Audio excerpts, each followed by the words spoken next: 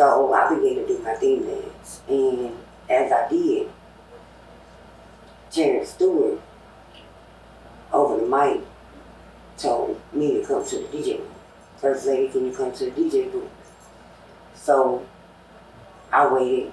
Once I got done, I picked my money, because they was throwing money in the club on there. So I picked my money up, and I proceeded to the DJ booth. And he was like, I want you to meet somebody. Never forget it. And I was like, okay. So he said, go around. I just jumped right over the thing, because I was good at English. I just jumped right over. And I was like, oh, what's up? And he said, man, I want to introduce you to somebody. He said, this is my homeboy from New York. His name Rico. And he said, it's his birthday. My last say his name. He said, it's his birthday. And I say, it's your birthday? I said, let me show you how his boot bitches get out. I called the bartender. I said, can I have the most expensive champagne you got? Or at the bar? She said, yeah. Champagne was probably $500, $600, something like that. So she gave me a ticket. I still had a drink at the time. So she gave me a little ticket. And I was waiting on her to get the drink, but I had to take the ticket to the bar to get the drink. So when they told me, I looked at him and I said, I'll be right back. I set my drink down on the switchboard. That was my biggest mistake of my life. That one interaction, that one not thinking clearly changed my life. I set my drink down and I went to to go get the drink. I came back and I handed him the bottle and I said, happy birthday. As I was handing him the bottle, Terrence Stewart, he grabbed the bottle and he turned towards the crowd. And he went to waving the bottle and said, we popping bottles in this place, in the DJ booth. And I take my drink. The moment I take my drink, I knew I could taste the bitterness. I knew I fucked up. And I was sitting there and I started feeling funny. I turned in my chair to the girl that was behind me. She was Vietnamese and white. I turned to her. She was also in the DJ group. And I said, help me. Get me out of here. They got me. They slipped something in my drink. The girl looked at me dead in my face and snatched away from me. And turned back and started talking to the guy. When she did that, I tried to get up on my own to try to get away from where I was at. Maybe if I pass out in the middle of the club, they'll take me. So I'm trying to get out the booth. Well, when I get out, I can't walk. So I pass out. When I pass out, they said, called the security guard. And the dude said he was going to take me outside. He said, no, that's my homegirl. Take her upstairs so she can shake back. Baby, I'm unconscious. Ain't no shaking back. I'm out of there. So, as I'm unconscious upstairs. Now, I can tell you from this point right here, I can tell you what I see on the DVD that was shown to me.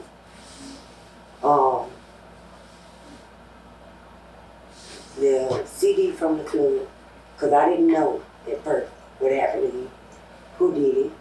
I didn't know anything. I was unconscious. Okay? And the CD shows that the man comes upstairs, shows the camera him taking me upstairs from the back of the stage, over his shoulders. He lays me down on this couch upstairs.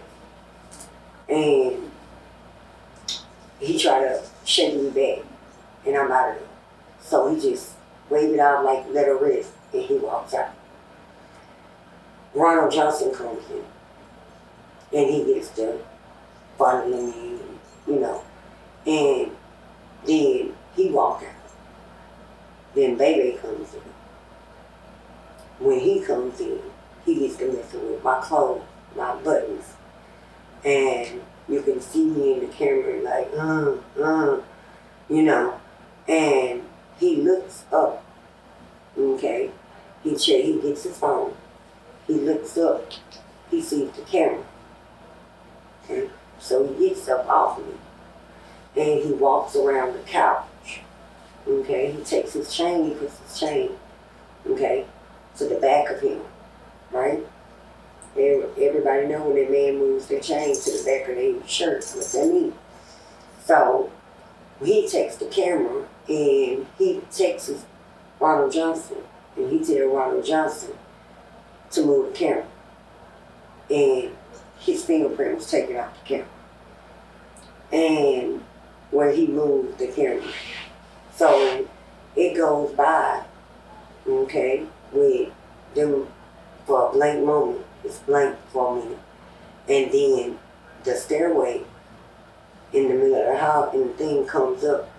When it comes back on, Baby has his chain turned to the back of him as he's walking out, fondling, adjusting his clothes. And that's caught on the hallway camera. And when after the club, you see Ronald Johnson comes up there, where I get hit in the head twice with a Grey Goose bottle, after I'm already unconscious. For what reason, I don't know. Why, I don't know. I suffered a concussion. And they, Ronald Johnson goes downstairs, tells the bartender that it's a girl on the second floor. Okay. The bartender comes up there and tries to wake me up and move. They call the ambulance.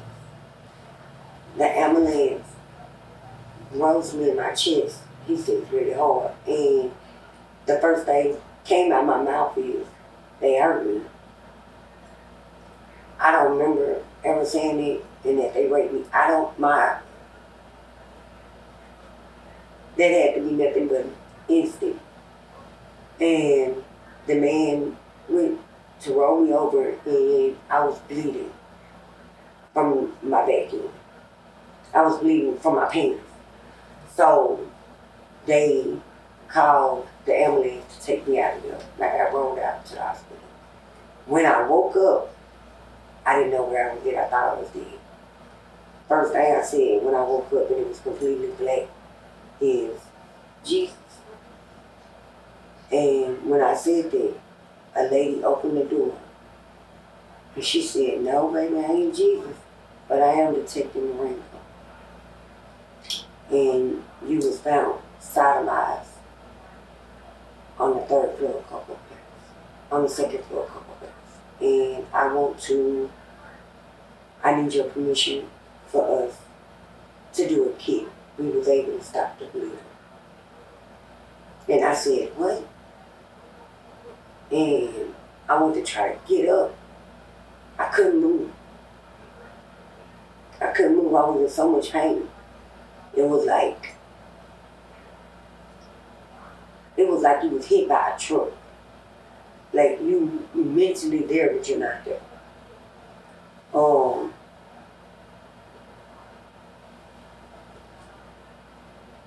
They asked me if they wanted me to call anybody. They said your family was out there. Your mom. I don't want to see you. I was so ashamed. I was so embarrassed. How could I let this happen? I didn't think to blame no one. I blamed myself at the time. Because I felt like I was untouchable. I felt like I was nice to people. And then You know, people wouldn't do that to me. But as things happen, you know, Shannon Stewart, he came at me earlier that night and was like, hey, what's up? And I told him, well, you better stop playing before I tell the code, you know. And he like, man, I know what's up with you, you know. So he tried to buy me. And I was like, boy, you can't do nothing for me. I like what you like. Because in that industry, you don't turn them down. You don't turn people of power down. You know, you try to let them down lightly because they could ruin your image. You know, so I was trying to avoid it. So I was like, well, I like what you like. B can't do nothing for me. And I learned right then and there, what a man can't buy and what he can't get, he will find a way to take it.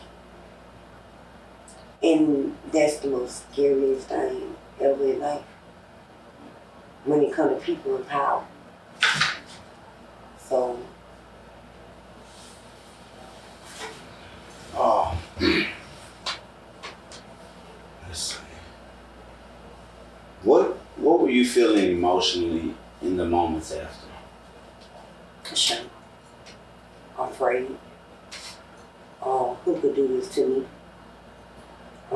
They asked, the DA came in and asked me, who do I think would do this? And I was like, I don't know. I said, I'm so oblivious to what happened, where I was like, go ask Mayday. He'll tell you.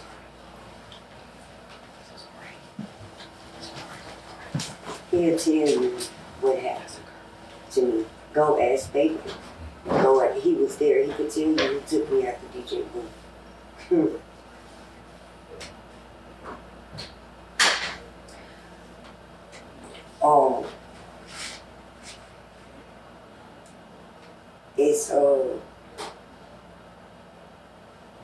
It's amazing because I didn't know. There was one person that came and told me. And I know that person would never lie to me. He was a good friend. You know, shout out to Mandigo. I came home. And when I came home, when they found out I was home, out of everybody that I knew, Mandigo was the first person to come check on me.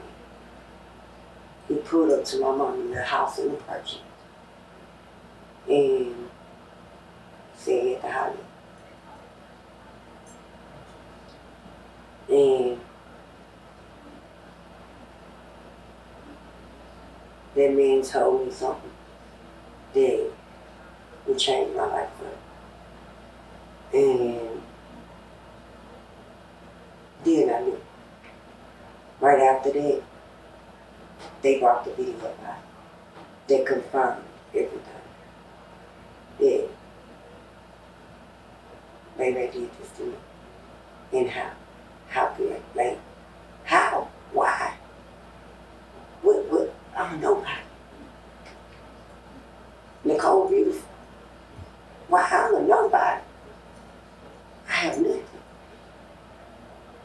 That's what I feel. And it was all about power. Because you couldn't buy me. You couldn't get me with my type.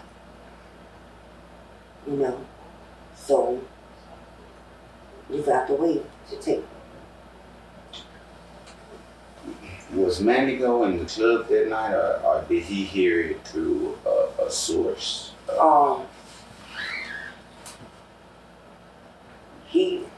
Strictly, I couldn't walk. So, him and my brother slid me in the back seat of the truck, you know, the truck he had with the wrap on it. And slid me in the truck. And I was riding in the back, laid across the back. My brother was in the front and he was driving. And he said, he's just gonna been a couple blocks. And he like, man, you all right? I'm like, man, I don't know who did this to me, man. Who would do this, man? And he like, man, so, you know, who's you with, like? I told him. And he like, man, I already know. They bragging about it at the barber shop. So, I didn't need no camera to tell me what happened. His word was solid enough for me because he never had a reason to lie. You know, we have rules from where we from, and standing on business is one of them, and being silent is another. He had no reason, and he didn't gain nothing, you know, and he just said, man, you ain't deserve it, you good people. You know, you good people, you ain't deserve it. And I thank you for it. Because no matter what and how, I know for a fact that somebody knew they were true. See where I couldn't walk, where you can't use the bathroom. Flesh on your body is shaking. Like you're having a baby. You know? So the flesh on your body is shaking. You can't pee. They didn't raise me the way a man raped a woman. They raised me the way a man raped a man. And when you take something like that from a woman, y'all, that's different. It's different. It hit different. You can get over a sexual assault. But when that happens, and you can't walk, you can't use the bathroom,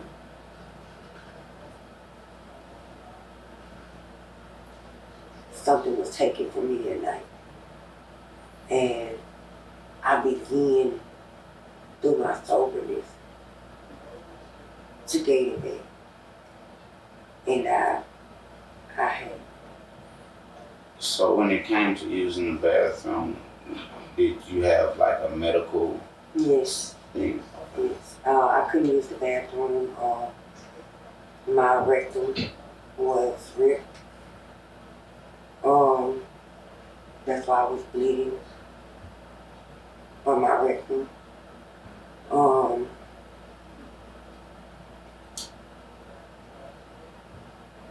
It was hard. But that ain't even the worst part. That was something that happened that I had that was healed. That was something that a body dysfunction that's going to heal. But the worst part come later. And I believe we'll get there. Do you know what medical care that you received following that night? I had a concussion. I had bruises. They found semen in my hair. They got DNA in my hair.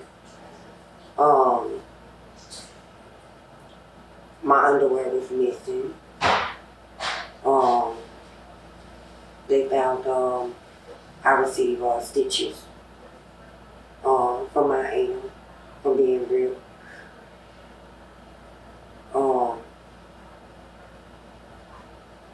Emotionally torn. Basically, just I had stitches. I was bruised up. My legs, my arms was bruised like they was being held. And I was already unconscious, so I didn't understand the marks, the handprints that was on me, and they were big. They wasn't from an average size person. The hands was big, the marks on them, but was extremely blue. My back, my bra was tied up from behind. I guess they couldn't fasten it, so they tied it up in a knot. Um, it was, and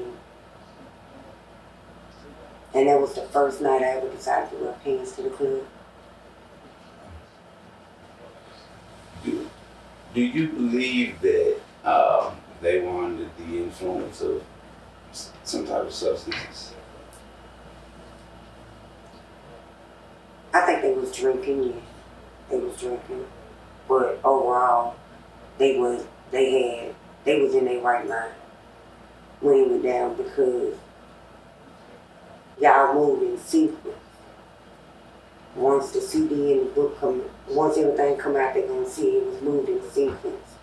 That Are you saying in sequence as if this may have been like it was done before. They already like it was, they say I won the first rodeo. I won the first rodeo. For you to text this man and tell this man to move the camera, and he come in and move the camera, and like y'all knew what to look for. You knew how not to try to get caught. You got caught, but you didn't own up. All I ever wanted was a public apology. That's it. I ain't want no money, I ain't want nothing. I don't want nothing from you. You did enough. And I just wanted the world to know that I was telling the truth. That's it. And that to other little girls, like, don't set your drink down. Don't set your drink down. I don't care who it is. It could be your brother, your daddy.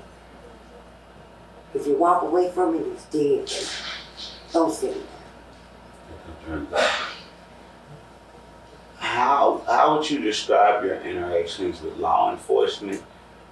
Did you feel believed, questioned, dismissed, or supported? Detective Marengo, Detective all day, was there, 10 toes down. They had a leak in the department that was being told everywhere I was. They showed it to my mama's house several times, trying to talk, offer money. Everybody say, oh, it wasn't even, they offer money. I ain't want the money. That's real talk. I ain't riding around in no Benz and no Knicks. You remember how much they offered? They offered me about 200, anywhere from 100 to 200. It was in a briefcase. 200,000? To drop the case. And I told him it wasn't even about the money. I wanted the world to know I want an apology. That your ego was so big. You couldn't even give me just, I'm sorry. That's how much I meant. I meant nothing. I meant nothing to them. They treated me like I was nothing. They took my purse, took the money out of my purse, threw my purse in the trash. The detective found my purse after they detected all day, and I done found all day.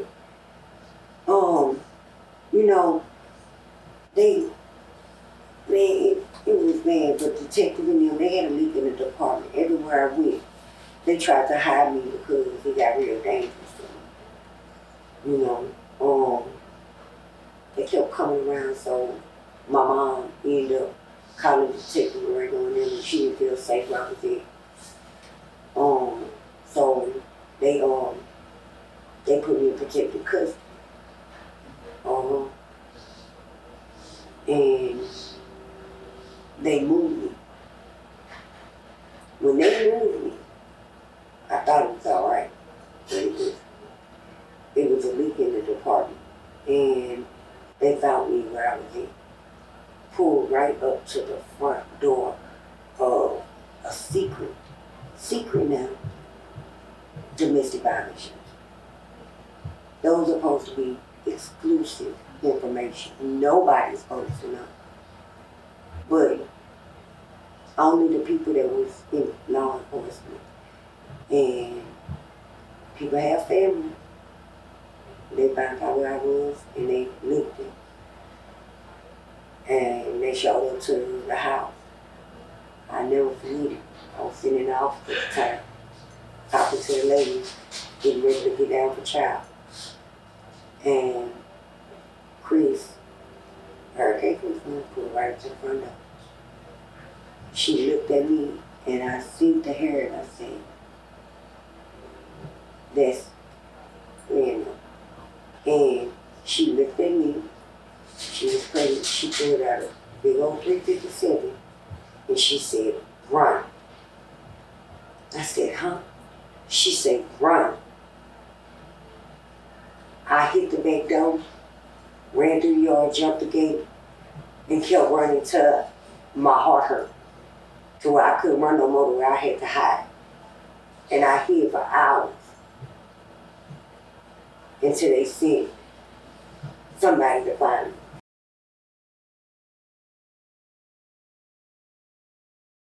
Yeah, tap in.